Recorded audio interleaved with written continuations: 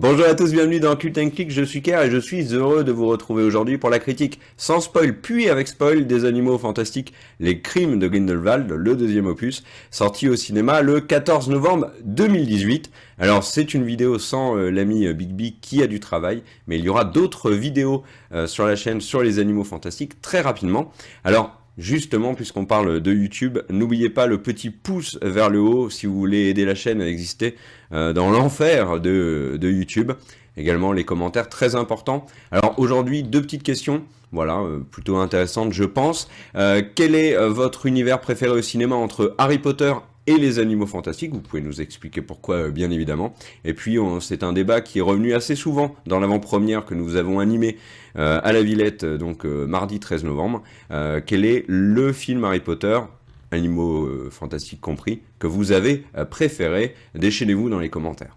Alors déjà, petit rappel avec le synopsis du film, Grindelwald s'est échappé et Dumbledore demande à l'ami Norbert Dragono, Newt, de partir à Paris pour retrouver Croyance, qui a un rôle important, comme vous le savez dans les Animaux Fantastiques. Norbert, accompagné de sa valise et du petit Niffler, retrouvera là-bas Tina, et donc voilà à peu près, je ne vous en dirai pas plus sur l'histoire parce qu'elle est pleine de surprises. Alors le film, il faut préciser, a été réalisé par David Yates, qui est le monsieur qui a fait tous les films Harry Potter depuis Le Prince de Sang Mêlé et qui avait fait Les Animaux Fantastiques. C'est J.K. Rowling qui a écrit le scénario, comme pour le précédent film. Donc voilà. Et au niveau du casting, bah, on retrouve exactement le même casting que dans le premier film, Colin Farrell n'étant plus là, mais cette fois on a Jude Law dans le rôle de Dumbledore, Zoe Kravitz dans celui de l'État Lestrange, et enfin, bien évidemment, Johnny Depp dans celui de Grindelwald. Disons-le franchement, rentrons dans le vif du sujet, le film est une vraie réussite avec quelques bémols. Alors, globalement, je vais commencer par ce qui va un petit peu moins. Un des gros problèmes des Animaux Fantastiques, Les Crimes de Grindelwald, c'est qu'il s'éloigne énormément du premier. Le premier était bourré de merveilles, j'ai envie de dire, et développait énormément l'univers magique de J.K. Rowling par le biais des Animaux Fantastiques qui étaient souvent très touchant, qui était très féerique, avec un personnage, Norbert Dragono, qui était très réussi, qui l'est toujours d'ailleurs, et l'utilisation très rigolote, très charmante de nombreux sorts. Et alors, dans Les Crimes de Grindelwald, on le retrouve, ça, cet aspect, bien sûr, mais beaucoup moins important que l'intrigue autour du personnage ennemi, on va dire, de cette nouvelle saga, qui est Grindelwald. Toute l'intrigue autour de ce personnage-là, autour de Croyance, est beaucoup plus lourde, beaucoup plus sombre, et beaucoup plus importante, finalement, que les Animaux Fantastiques qui sont relayés au second plan. Ça, c'est un petit bémol, c'est indéniable. Autre petit bémol, le film se parle énormément, et avant tout, aux fans vraiment de l'univers magique de J.K. Rowling. Ça n'est pas un film qui est excessivement accessible pour un très grand public, et je pense que ça pourrait en refroidir certains. Autre aspect, le film est vraiment pas adapté à des enfants trop jeunes. Je pense qu'il faut avoir une dizaine d'années avant d'aller voir ce film. Il y a des scènes qui sont particulièrement psychologiquement dures à supporter, je pense, pour un enfant. Il y en a deux d'ailleurs. Et ça, du coup, c'est un peu en rupture avec l'univers très merveilleux d'Harry Potter, en tout cas des débuts. Hein, je pense bien évidemment à l'école des sorciers. Donc voilà, ça c'est les aspects plutôt négatif. On pourrait ajouter dans l'intrigue que du coup, si vous n'avez pas été particulièrement intéressé par l'intrigue sur Croyance dans le premier, et vous allez probablement passer un moment un peu plus délicat dans le milieu du film à peu près, mais globalement tous ces points-là sont assez vite balayés par les grandes forces des Crimes de Grindelwald. Déjà au niveau de la réalisation, c'est extrêmement propre. David Yates est vraiment dans sa zone de confort et il retravaille d'une manière très efficace sur l'univers. Il est aidé par un scénario de J.K. Rowling qui est très solide. Et dans la mise en scène, dans le côté un petit peu spectacle, dans les effets spéciaux, Les Crimes de Grindelwald envoie sérieusement, hein. Le film est très spectaculaire, il est très souvent très beau, il est accompagné par une musique, celle de James Newton Howard, qui est magnifique, et vraiment, alors pour le coup, c'est peut-être un des blockbusters de l'année qui est le, les, le, un des plus propres et un des plus prenants, un des plus spectaculaires. Surtout si vous avez la chance de le voir sur un écran en 3D qui est un bon écran 3D style IMAX ou IMAX 3D ou même 3D classique. Le film est vraiment très bon dans sa conversion 3D. Donc vraiment à ce niveau-là, les Crimes de Grindelwald envoient sérieusement. Euh, le casting est toujours très bon. Alors ça, c'est une des grandes forces des castings Harry Potter que l'on a retrouvé dans les Animaux Fantastiques. Un casting qui est plus mature, hein, forcément. Eddie Redmayne, donc qui joue Norbert, est toujours très bon. Catherine Waterston est un peu plus effacée, donc Tina, mais elle est toujours, l'actrice est toujours très bonne dans ce rôle-là. Dan Fogler aussi. Jude Law, alors joue un Dumbledore qui est assez peu présent, mais qui en impose tout de même. Et Johnny Depp, il faut le reconnaître, s'en sort très bien dans ce rôle de Grindelwald, surtout à la fin. Alors il est un peu, j'ai envie de dire, moi je l'ai trouvé un peu anecdotique la plupart du temps dans le film, mais par contre la fin est indéniablement un énorme atout. Alors sans d'ailleurs dévoiler quoi que ce soit dans cette partie sans spoil sur la fin, sachez elle est vraiment saisissante. Et c'est un des très gros points forts du film, c'est indéniable. Autre chose et autre vraiment force des Animaux Fantastiques 2, qu'on trouvait déjà dans le premier, mais qui était un peu plus nuancé, un peu moins évident, j'ai envie de dire, c'est le discours politique qui se cache derrière ce film, les parallèles qu'on peut faire entre Grindelwald et des personnages historiques. Alors, je vais pas trop le développer parce que je pense que c'est quelque chose que vous devez vous découvrir devant le film, et puis je pense qu'on en fera peut-être, on en reparlera dans une autre vidéo, mais il y a toujours J.K. Rowling a travaillé son scénario et sur le film vraiment bah, pour nous parler aussi de notre monde actuel et de ce qui s'est passé avant, et le tout en le mettant dans l'univers d'Harry Potter, enfin, dans l'univers magique qu'elle développe, et c'est très pertinent, et du coup ça rend le film très intelligent.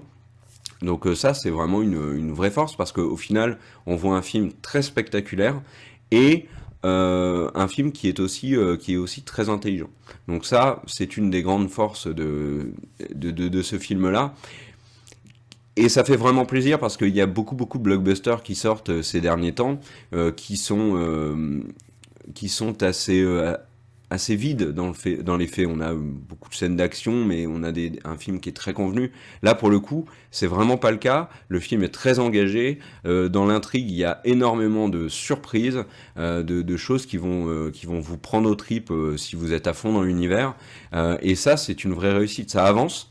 Alors on a l'impression pendant le film que justement ça n'avance pas, c'est une erreur parce que la fin explique énormément de choses et surprend beaucoup. Donc voilà, on a un film intelligent, un film qui est surprenant, on a un film qui est vraiment spectaculaire. Donc il y a un vrai savoir-faire là qui est indéniable chez David Yates et chez J.K. Rowling, et la saga des Animaux Fantastiques finalement assez en retrait, je trouve. On en entend beaucoup moins parler que Harry Potter ou que d'autres franchises actuelles comme Avengers, Star Wars, etc. Mais les Animaux Fantastiques, c'est vraiment très solide. Donc moi, je vous invite à aller voir les Animaux Fantastiques, les Crimes de Grindelwald, si vous avez envie, bien évidemment. Sur un grand écran, c'est beaucoup mieux parce que je pense vraiment que le film va vous scotcher. Alors après, le film ne va pas plaire à tout le monde, notamment dans son intrigue, hein, comme je l'ai dit, tout ce qui est développé autour de Grindelwald, de croyances peut rebuter certains, hein, c'est indéniable. Le fait qu'on voit moins les Animaux Fantastiques, moins les amis de Norbert, etc., peut aussi en refroidir plus d'un. Moi, ça m'a gêné une bonne partie du film. La fin m'a complètement conquis. Donc voilà. On va passer maintenant à la partie avec spoil. Alors il y avait encore plein d'autres choses à dire, mais je pense qu'on aura l'occasion de le redire avec Big B dans d'autres vidéos sur le film. Partie avec spoil maintenant.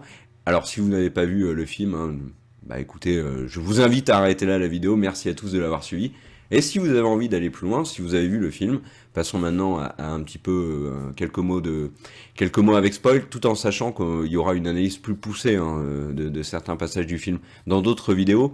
Alors, je parlais de la fin et c'est vrai qu'elle est très réussie. Alors quand je parle de la fin, en fait, c'est que le film